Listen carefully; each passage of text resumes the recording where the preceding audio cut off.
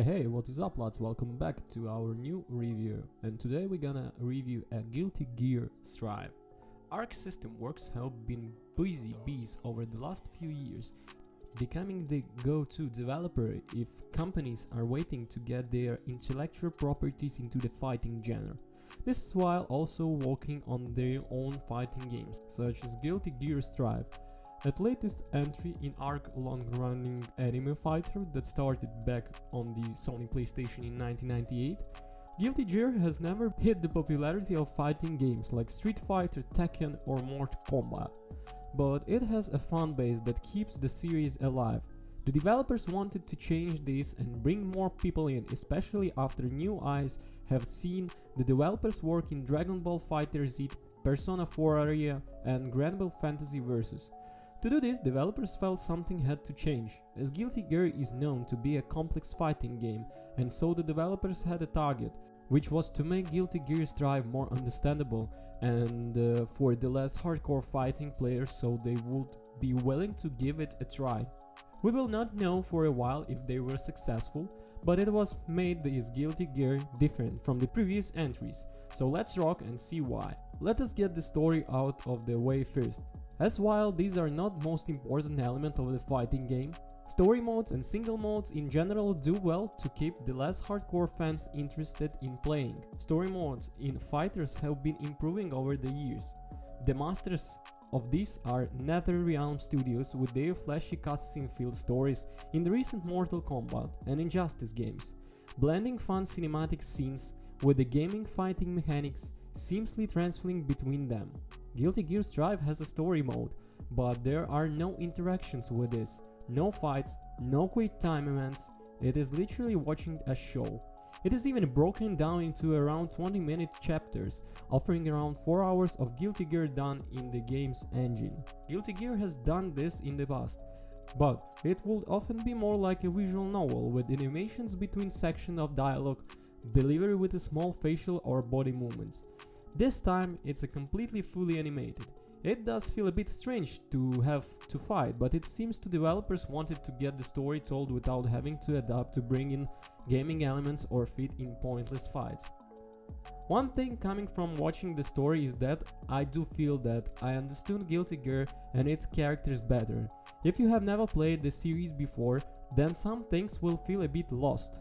Thankfully, there is a database where you can read up information or watch the previous games, stories on the Arc System Works YouTube channel. There is a lot of characters and world building done here.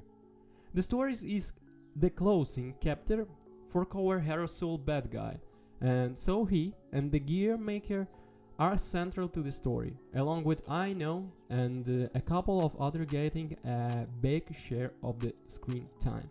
Other characters pop in and out, but those mentioned are the true Fortuners. The plot centers around the gear maker handing himself over to the President of the United States before the start of the G4 summit. The gear maker wants to bring peace to the world and has a plan to do it while in the safety of a secure room where no one can get in without the President. Of course, this is all over the news, and so certain characters want to get the gear maker and his tome for own needs. The story finally becomes an alternative version of something like Olympus Has Fallen White House Down, but set in the world Guilty Gear. The story is rather entertaining enough that I watched it all in one sitting. Taking off single player options, there are not many modes to take part in. There is a mentioned story mode to watch, there is also arcade mode, survival mode, versus mode, for local or CPU play, tutorial mode and mission mode. The latter two are the most important, it teaches players how to play the game. The tutorial is very basic, learning how to move, jump, block and that's all. But the mission mode is where things become much more interesting. Mission mode delves into the deeper mechanics of Guilty Gear Strive. It is broken into 5 groups, with each demonstrating more complexity. Mission mode begins with the topics like throwing, dashing, bursting special moves and some of the Guilty Gear unique mechanics, like Gatling combos. Things begin to get more intense further into the missions as topics like yellow, blue, red and purple Roman cancels, how to look out of hit confirms, frame advantage, wall tech, fuzzy guard and even throwing in much tutorials, which help you in fights against the characters, something often missing from the fighting games. This is one of the better tutorials in a fighting game, and a video demonstration are added to each on to help people follow what needs to be performed. There is no dedicated combo trial mode, but some basic combos are learned with the characters in mission mode, as the game lets some trials done with any fighter.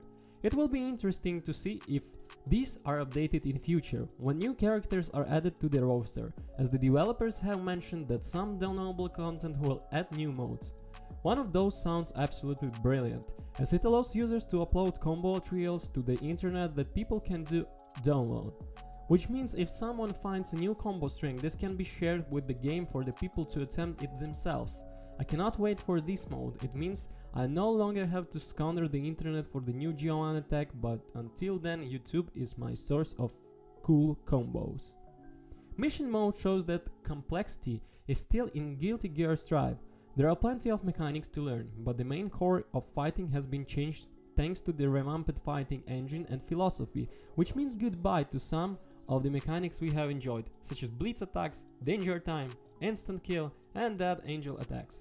One of the biggest changes in focus on damage and how it impacts the combos. Strive has tried to move away from remembering long combos for maximum damage.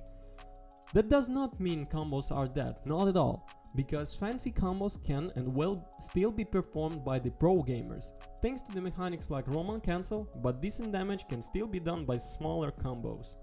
Arc System Works has felt that turning up the damage from the shooter combos keep player engaged, and in a way it does give the feeling that less skilled players are doing something good against another player. The new wall break mechanics also help less experienced players by breaking up the pressure from an opponent. A softened corner pressure can be a bit impact on the outcome of a battle. Guilty Gear Strive prevents the issue by having a wall break after so many hits in a combo that sends the character into a transition to another part of the level, in essence resetting the distance from the two fighters back into the middle of the screen is a neutral stance again. This is a sort of a get out of jail free card, as they no longer have to predict what the opponent is going to do to get out of the corner. Guilty Gear Strive is a tad slower previous games, but fights will be still quick due to high damage, plus the movement in the game is still fast compared to the other fighting games. There is plenty movability available from the high jumps, double jumps and air dashes. The place into the game waiting is players to be aggressive, so much that it rewards for doing so. Hitting an encounter is met with a meaty effect that slows the game down for a quick instance to give time to follow up with the inputs. The developers have made it key that opportunities to attack are made very clear from these slow motion or stun animations, which promotes being aggressive.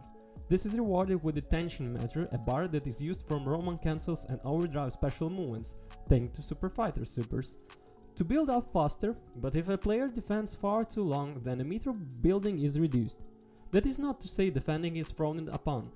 It is instead presented as the best defense in offense, as using Roman cancel is not only for the combo extensions, but can be used to slow opponents' recovery from frame animation, and even get out of the block stun.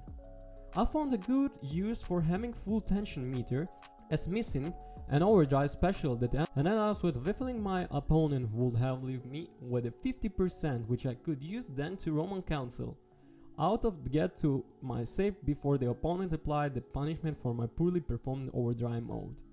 It was mentioned this still has all been done to help the less serious fighting game players, and yeah, it does help it. In that sense because it gives them some essence of being able to deal some more damage to the other players, without constantly getting perfectly every round. I don't think that design has aimed at making the game fun for any level of play. I mean, in the end, a good player is still going to beat a bad player, especially if they dig deep into the Roman cancel system. But players, no matter their skill level, will feel they are more involved in the battles, and may just want to invest more time, as they feel that might be able to get somewhere in the game community without having been touch of that in every battle. Guilty Gear Strive is a beautiful game to witness in action, with banging tunes, quality and well thought out mechanics, and netcore is some of the best in the business thanks to acceptable of rollback. Change can often be time to adapt to, and whenever a series changes its mechanics, it can be met with Neoshige feedback from the hardcore fans because it's not like something before. In all seriousness, what is Guilty Gear Strive should not be sniffed at all. This is still Guilty Gear. And so, there are still crazy mechanics here to learn that the lab rats will discover and abuse in high level play. The thing is that now the game is easier to understand, which is huge positive, as trying to push too much complexity can become a deterrent to the game. This, in turn, makes Guilty Gear Strive such a bloody blast to play. So many matches have been intense due to the push for aggressive combat. This is some of the most fun I have in fighting games since the rebirth of Killer Instinct. Overall, Guilty Gear Strive is a fantastic entry in the series that should be given short, but anyone who will enjoy fighting games or want to get their fingers on some hyperactive one-on-one action with their friends or the online community. Now I'm jumping back online and I just can't get enough of smell of the game.